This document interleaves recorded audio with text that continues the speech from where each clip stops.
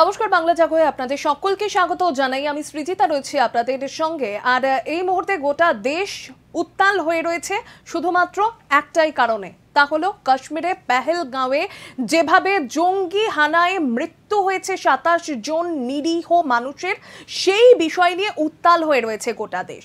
আর গোটা দেশ উত্তাল হয়ে থাকার মুহূর্তে এই মুহূর্তে একাধিক পদক্ষেপের কথাও ঘোষণা করা হয়েছে ভারতের তরফ থেকে, যে যে পদক্ষেপগুলো পরবর্তীতে নেওয়া হবে। এবং তার পরবর্তী সময় গোটা দেশের অপেক্ষা ছিল একটাই দিকে, প্রধানমন্ত্রী নরেন্দ্র মোদী কখন তিনি বিবৃতি দেবেন। এবং ইতিমধ্যে প্রধানমন্ত্রী নরেন্দ্র মোদী তিনি বিবৃতি দিয়েছেন। বিবৃতিতে কড়া ভাষায় প্রধানমন্ত্রী জানিয়েছেন যে কড়া জবাব ভারতের তরফ থেকে দেওয়া হবে পাকিস্তানকে, এবং পাকিস্তানের যে সমস্ত জঙ্গিরা যারা এই ধরনের ঘটনা ঘটিয়েছে, যারা ভূস্বর্গে এসে এভাবে নিরীহ প্রাণ শেষ করেছে 27টি, সেই সমস্ত নিরীহ প্রাণী শুধু যাওয়া এটাকে বলে না, এটা ভারতের আত্মাকে আঘাত করা বলে, এমনই বক্তব্য রেখেছেন প্রধানমন্ত্রী নরেন্দ্র মোদী। এবং তার পরবর্তী সময়ে বর্তমানে দাঁড়িয়ে ভারত এবং পাকিস্তানের সম্পর্ক সেটা ঠিক কোন দিকে যেতে চলেছে, কি হতে চলেছে আগামী দিনে, একাধিক প্রশ্ন এই মুহূর্তে উঠতে শুরু করেছে। আমার সঙ্গে সরাসরি রয়েছেন আন্তর্জাতিক সম্পর্ক বিশেষজ্ঞ রাজাগোপাল ধর চক্রবর্তী। স্বাগত জানাই রাজাগোপাল বাবু আপনাকে বাংলা জাগোয়। রাজাগোপাল বাবু, একটাই বিষয়, ইতিমধ্যে প্রধানমন্ত্রী নরেন্দ্র মোদীর বিবৃতি জন্য গোটা দেশ অপেক্ষা করেছিল, এবং সেই বিবৃতির পরে প্রধানমন্ত্রীর তরফ থেকে যে বিবৃতি দেওয়া হয়েছে সেখানে কড়া ভাষায় জানিয়ে দেওয়া হয়েছে যে ভারতের তরফ থেকেও কড়া পদক্ষেপ নেওয়া হবে এবং যোগ্য জবাব দেওয়া হবে পাকিস্তানকে। প্রধানমন্ত্রীর এই বিবৃতি কিভাবে দেখছেন?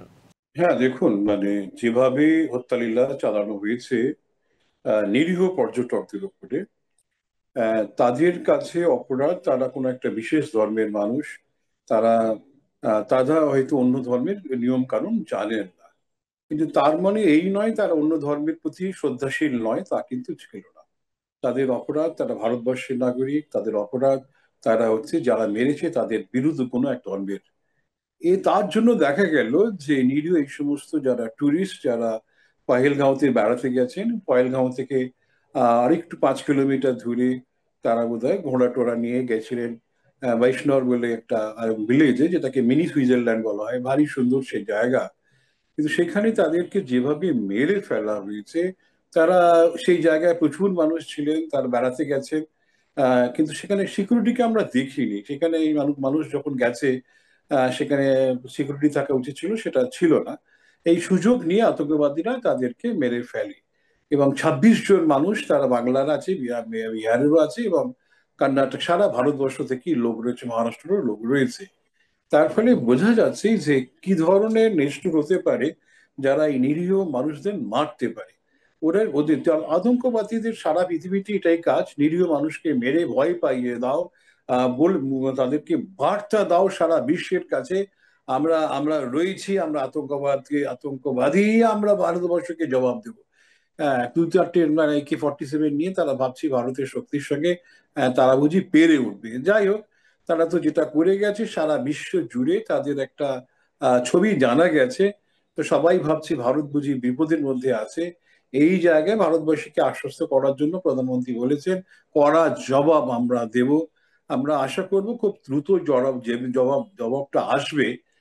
কেননা জবাব যদি দ্রুত না আসে, যারা আতঙ্কবাদী তারা কিন্তু ক্রমান্বয়ে তাদের এই ধরনের আতঙ্কের ছাপ রেখে যাবেন সর্বত্র। বাংলাদেশের বর্ডারও আমরা দেখতে পাচ্ছি, কাশ্মীর বর্ডারও দেখতে পাচ্ছি, তারা দেশের ভেতরে ঢুকে পড়ে তারা দেশের যে কোনো জায়গায় তারা এই ধরনের কাজকর্ম করতে পারে। সুতরাং যে যে জিনিসটা ঘটেছে তার একটা কড়া জবাবের প্রতীক্ষায় আমরা আছি। আমরা চাই আতঙ্কবাদ, সেই আতঙ্কবাদের একটা নিরসন ঘটুক। যারা আতঙ্কবাদী কাজকর্ম করছেন যে ধর্মেরই হোক না কেন, তারা কড়া জবাব পান যে আতঙ্কবাদটা আর এই পৃথিবীতে, এই দুনিয়ায় চলবে না। আমরা সেই অপেক্ষায় আছি। এখান থেকে আরো একটা বিষয় উঠে আসছে, দু দেশের সম্পর্ক আগামী দিনে ঠিক কোন জায়গায় পৌঁছতে চলেছে। দেখুন, সম্পর্ক অলরেডি তলানিতে গেছে। সম্পর্ক যে খুব একটা কিছু বেঁচে আছে বলে আমার মনে হয় না। হ্যাঁ, বুঝেছেন, ট্রেন যেটা ছিল সেগুলো সব বন্ধ হয়েছে। হ্যাঁ, দূতাবাসে 55 জন মতন স্টাফ ছিল, এখন সেটা বলছে আরো 35 জন মতন কমানো হবে। এবং ভিসা দেওয়া হচ্ছিল পাকিস্তানি নাগরিকদের, সার্ক ভিসা একটা বলে, এক্সামশন ভিসা, যাতে করে সেখানকার নামী গুণীরা ভারতবর্ষে আসতে পারে, ট্যুরিজমের জন্য আসতে পারে, তারা রিলিজিয়াস পারপাসে আসতে পারে। সেগুলো সব বন্ধ করে দিয়েছে, মানে হ্যাঁ। এবং সবচেয়ে বড় যে আঘাতটা এনেছে সেটা হচ্ছে সিন্ধু নদী এবং তার যে উপনদীগুলো আছে, সেই মাধ্যম দিয়ে জল বা পাকিস্তানে ভারতের মধ্য দিয়ে যায়।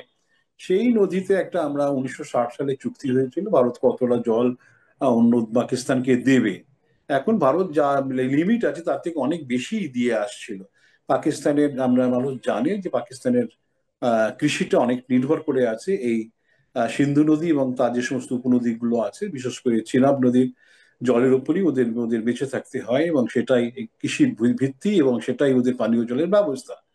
এখন সেই জল যদি আটকে যায় তাহলে বোঝাই যাচ্ছে যে পাকিস্তান কৃষি একটা খুব নড়বড়ে অবস্থায় আছে। পাকিস্তানের অর্থনীতি, আহ, তারা গম চাষ করে, গম আটা মানে রুটি তারা খায়, এবং সে গম চাষ করতে গেলে জল বেশি লাগে, ধানের থেকে গমে জল বেশি লাগে। এবং স্বাভাবিকভাবেই বোঝা যাচ্ছে যে অর্থনীতি আগামী দিনে ভয়ানক বিপদে পড়বে। এর আগেও ভারত সরকার বলেছিল আমরা করতে পারি, তখন ওদের তরফ থেকে বলা হয়েছিল এটা যদি করো কিন্তু বুঝে নেবো তোমরা যুদ্ধ করতে চাইছো। আজকে যে কিছুক্ষণ আগে যে খবরটা এলো তাতেও বলা হচ্ছে যে পাকিস্তান সরকারের তরফ থেকে যে বলা হচ্ছে যুদ্ধ, ভারত জোর করে যুদ্ধ চাপিয়ে দিতে চাইছে। যাই হোক, সেটা এই এই এই স্টেপটা যে ইন্দাস ওয়াটার টিটি সেটা বলেছে সাসপেনশন করবে, সেটা দেখা যাক কবে থেকে করে। সেটার উপর একটা মারাত্মক প্রতিক্রিয়া পড়তে পারে। কিন্তু যেহেতু এটা নিয়ে এটা একটা ওয়ার্ল্ড ব্যাংকের মধ্যস্থতায় চুক্তিটা হয়েছিল, ওরা ওয়ার্ল্ড এই চুক্তিতে দুই পক্ষের মধ্যে যদি কোনো সমঝোতা সঠিক না হয়, কিভাবে তার সমঝোতা করা যাবে, আরবিট্রেশনের নানান ব্যবস্থা চুক্তির মধ্যে বলা আছে, এবং সেটা না মিললে তারা ইন্টারন্যাশনাল কোর্ট অফ জাস্টিসের কাছে যেতে পারে। এই সবই সময় সাপেক্ষ ব্যয়বহুল ব্যাপার।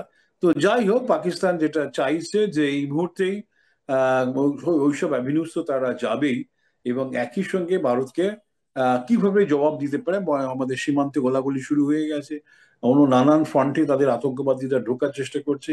পাকিস্তান কিন্তু দমে নেই, কারণ তারা মনে করছে ভারতবর্ষকে একটা আতঙ্কবাদের মধ্য দিয়ে যেহেতু পূর্ণাঙ্গ যুদ্ধের দিকে তাদের পক্ষে দেওয়া সম্ভব নয়, একটা একটা ভীষণভাবে বিধ্বস্ত অর্থনীতি, এবং তারা এই আতঙ্কবাদের মধ্য দিয়ে ভারতের কিভাবে অস্থিরতা বাড়িয়ে দেওয়া যায়, ভারতের অর্থনীতিতে কি করে চাপ আসে, সেই চেষ্টাই করছে ভারত। এখনো দেখুন, প্রথমে কিন্তু যুদ্ধের কথা বলেনি, ওখানে কিন্তু সামরিক ইন্টারভেনশনের কথা বলেনি, কূটনৈতিক যে সমস্ত কথাবার্তাগুলো বলেছে, এবং তাও বলেছে যদি আমরা ফেরত দিয়ে নেবো, ওরা যদি প্রমাণ দেখায় ওদের সদিচ্ছা আছে।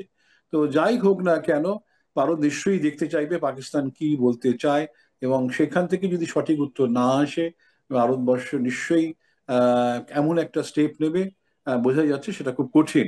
রাজগোপাল বাবু, আরো একটা বিষয়, যে এই যে গোটা ঘটনা ঘটেছে, এই গোটা ঘটনার আগে, ঘটনা ঘটানোর আগে 1 মাস ধরে রেকি করা হয়েছিল, এবং সেই রেকি করার পরেই এই ধরনের ঘটনা ঘটানো হয়েছে। তাহলে এটাকে কি ইন্টেলিজেন্স ফেলিওর বলা যায় না? হ্যাঁ, নিঃসন্দেহে নিঃসন্দেহে এটা ভারতবর্ষের যারা এই এই ধরনের দায়িত্বে আছেন, ইন্টেলিজেন্স নেটওয়ার্কের মধ্যে আছেন, তারা সঠিক তথ্য জোগাড় করতে পারেনি, এটা তো 1 নম্বর দিক। এবং খেয়াল রাখতে হবে যে সমস্ত আতঙ্কবাদীরা যারা ঢোকে তাদের সঙ্গে স্থানীয় গ্রামবাসী যারা অন্যান্য যারা আছেন যোগাযোগ আছে, তারা তো এইসব দোকান থেকেই জিনিসপত্র কিনে খায়, এবং দোকানদাররা বুঝতে পারে এরা কি, কেন আতঙ্কবাদ তো পাকিস্তানে বা কাশ্মীরে আজকের আসেনি, বহুদিন ধরে এসেছে। যে সমস্ত যে আমরা দেখেছি খাবারের দোকান রয়েছে, পানিপুরি ইত্যাদি বিক্রি হচ্ছে, তাদের দোকানদাররা সব জানে তারা কারা, তারা নিশ্চয়ই দেখেছে ঘোড়াওয়ালা এগিয়ে এসছে তাকে মেরে ফেলেছে, বোঝাই যাচ্ছে অন্যরাও বুঝতে পারছে যদি আমি কিছু বলি মেরে ফেলবে। কিন্তু এটা মানুষের সঙ্গে সংযোগ রাখাটা আমাদের যে ইন্টেলিজেন্স, সেই ইন্টেলিজেন্স মনে হচ্ছে কোথাও কোনো জায়গায় পেড এজেন্সি দিয়ে কাজ করেছে, কিন্তু মানুষের সঙ্গে যোগাযোগ বোধহয় সঠিকভাবে রাখা যায়নি। এখন মানুষ যদি সজাগ থাকতো, মানুষ যদি মনে করতো যে এই আতঙ্কবাদীরা তাদেরও শত্রু, তাদেরও ক্ষতি করছে, তাহলে তারা স্বেচ্ছায় স্বতঃস্ফূর্ত ভাবে কিন্তু খবর দিত।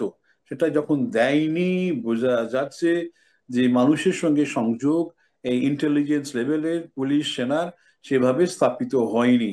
সুতরাং এটা হচ্ছে যে নট অনলি ইন্টেলিজেন্স ফেলিওর, আমি বলবো যে মানুষের সঙ্গে সংযোগ তৈরি না হওয়ার একটা বড় ইঙ্গিত দিচ্ছে যে মানুষের সঙ্গে আমরা সংযোগ তৈরি করতে পারিনি। হ্যাঁ, একেবারেই রাজাগোপাল বাবু, আপনার সর্বশেষ প্রশ্ন একটাই, যে রাষ্ট্রসংঘের তরফ থেকে কি কোনো কড়া পদক্ষেপ এরপরে নেওয়া হতে পারে? কি জানা যাচ্ছে, কি মনে করছেন এই মুহূর্তে? দেখুন, আমরা সবসময় মনে করি যে আমাদের প্রতিবেশী দেশগুলোর সঙ্গে সমস্যা আমরা নিজেরাই মেটাবো। আমরা কখনো রাষ্ট্রসংঘ বা অন্য কোনো দেশের সাহায্য কখনো কথা বলি না। কূটনৈতিক লেভেলে হোক, আমরা মনে করি পাকিস্তানের সঙ্গে সম্পর্ক আমাদের বাইল্যাটারাল, এখানে অন্য কোনো দেশের বা আন্তর্জাতিক মহলের কোনো প্রয়োজন নেই। এটাই হচ্ছে আমাদের স্ট্যান্ড। সুতরাং আমরা এটাকে রাষ্ট্রসংঘে নিয়ে যাব না, এবং পাকিস্তান নিয়ে গেলেও নিয়ে যেতে পারে। কিন্তু রাষ্ট্রসংঘের ভূমিকা তো খুব একটা মানে মানে খুব জোরদার তো নয়। আমরা দেখেছি নানান রেজলিউশন নিয়েছে ইউক্রেন, রাশিয়ার বিরুদ্ধে নিয়েছে, কিন্তু সেই রেজলিউশনটা প্রস্তাব হয়েছে ব্যাস, তারপরে তাদের ভূমিকা কিছু নেই। এবং তারা যদি নিন্দে করেও পাকিস্তানের বিরুদ্ধে প্রস্তাব আনে, পাকিস্তানের কাছে কিছু যায় আসে না। হ্যাঁ, সুতরাং এখন এই সমস্ত মাল্টিল্যাটারাল এজেন্সি, তাদের কিন্তু গুরুত্ব অনেকটাই হারিয়ে গেছে। কিন্তু হারিয়ে যাক আর না যাক, ভারত কিন্তু মনে করে যে আমাদের পার্শ্ববর্তী দেশগুলোর সঙ্গে সমস্যা, আমরা ওইসব জায়গায় যাব না। সুতরাং আমাদের সমস্যা আমাদেরকেই মেটাতে হবে। আমরা মনে করছি কূটনীতি দিয়ে এখনো সম্ভব। তার ফলে আমরা কূটনৈতিক স্ট্রাইক আমরা ঠিক করেছি। সেখানে যদি দেখা যায় পাকিস্তানের কোনো সদুত্তর পাওয়া যাচ্ছে না, তারপরে তো বোঝাই যাচ্ছে প্রধানমন্ত্রী এবং আমাদের ডিফেন্স মিনিস্টার যারা বলেছেন জোরদার তারা জবাব দেবে। এখন আমরা সেটাই কি হবে আর দেখবো আমরা। অনেক ধন্যবাদ আপনাকে রাজাগোপাল বাবু। আমার সঙ্গে এতক্ষণ ছিলেন আন্তর্জাতিক সম্পর্ক বিশেষজ্ঞ রাজাগোপাল ধর চক্রবর্তী। এবং এই মুহূর্তে অনেক প্রশ্ন উঠছে, একাধিক প্রশ্ন উঠছে, এবং ভারতের তরফ থেকে বেশ কিছু কড়া পদক্ষেপ নেওয়া হয়েছে। ভবিষ্যতে আরো কঠোর পদক্ষেপ নেওয়া হতে পারে বলেই এখনো পর্যন্ত মনে করা হচ্ছে। প্রধানমন্ত্রীর তরফ থেকেও বিবৃতি দিয়ে জানিয়ে দেওয়া হয়েছে যে কড়া পদক্ষেপ নেওয়া হবে এবং এর উত্তরও দেওয়া হবে পাকিস্তানকে।